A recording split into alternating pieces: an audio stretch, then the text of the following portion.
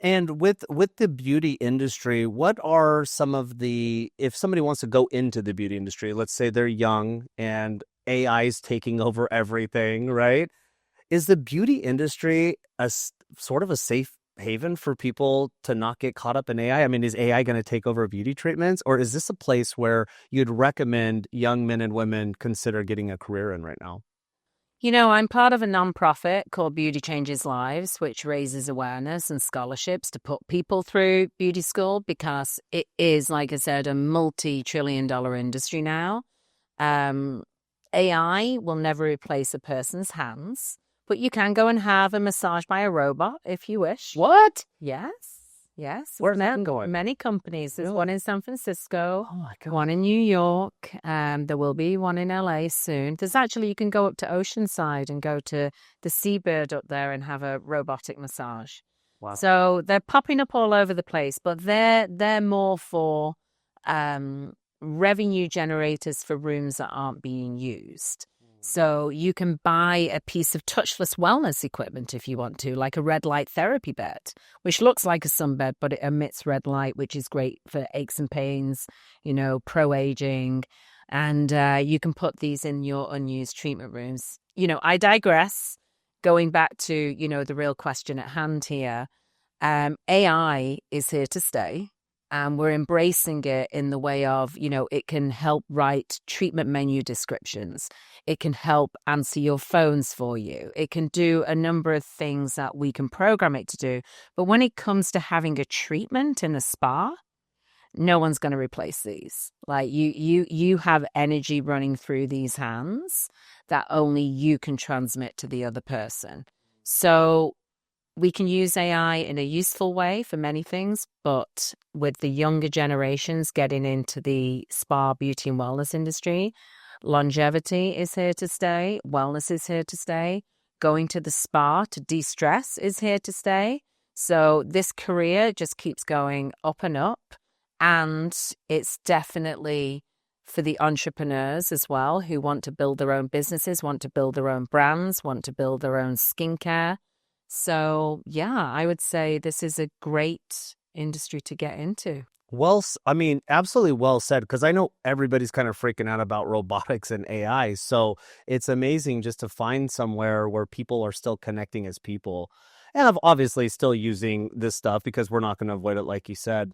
I do want to back shadow a little bit, though. You mentioned that you started at the wellness industry at a very young age in your mid-teens. Um, and then what happened? How did you get started, like in the professional arena? Who'd you work for and where at? Well, back then in the early 90s, like I graduated in 92. So again, spas weren't what they are today. And I was growing up near Manchester. That was the biggest city. So if there were big spas, that's where they were. And I ended up doing what we call work experience. I don't even know if that's a thing anymore. I suppose apprentices, internships are. Back then, you had to join a spa to get 2 weeks work experience. And then that would go towards finishing your 2-year program. So I found this place in Manchester and I loved it so much and I did so well and I was so enthusiastic about it that they hired me part-time at the end of it. So I didn't get a break from, graduating college to working. I just carried on. And then when I was at that spa, a rep from one of the top Paris skincare lines came in and did training with us. And she said, if you ever want to go into training and education and sales, I have something for you. And I was only 19 at the time. And a year went by, and at 20 years old, we kept in contact. And this is before social media or anything. You were calling people, on a rotary telephone or a little, touch button. So it wasn't like you could text each other. Anyway, a year later, because at this spa, I learned to be a fully fledged aromatherapist through the IFA, the International Federation of Aromatherapists. I had really got enthused about staying as a therapist in a treatment room in Manchester. But she came in, and that one last time she came in, she said, I've joined a company called Elemis. Do you want to join me and run the whole north of England? And I was 20 at the time. And I said, sure. What did she see in you to give you I this kind of asked her, I raise? said, what do you see me? She said, I just see that you really love what you do. And I'd given her a facial and she said, you've really got good hands. And I didn't understand what that meant at the time, but now I say it all the time to students, you've got really good hands. I can tell you've got good hands. I'll get them to massage my arm and I'll say, right, your pressure's perfect, but you need to apply more pressure with the base of your palm. And now I understand what she meant. So I feel now I'm paying it forward, with what she saw in me, I can see in others. So that was a really lovely gift. Absolutely. And especially not only just having that, but somebody seeing that in you and giving you an opportunity. Sure. I mean, it puts you where you are now, right? What a great start. Do you think, part of what I'd like to talk about on the show is a little bit of struggle. Do you think it maybe as a child, were you ever stressed or did you struggle? I mean, I think life for everybody has its, childhood stresses. Have you channeled any of that from, what you experienced to help other people that may be going through something similar, that maybe you don't even know they are going through that, but do you ever bring that sort of child out in you to help other people through your treatments? It's a very interesting question. And certainly, thinking about that, when I think about in this day and age mental health and how much of a spotlight is on mental health these days and how much can be done now to help other people, I also now know that stress is the number one killer.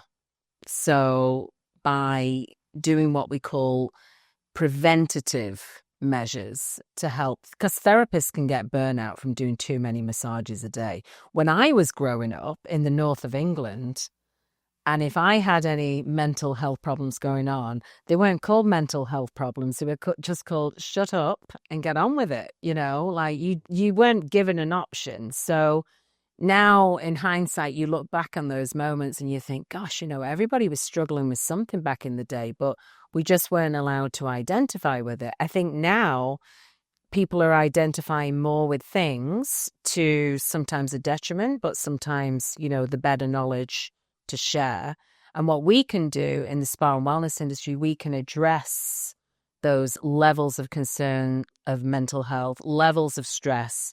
Teen spa and wellness is huge. One of my very dear friends is the chair of wellness for children.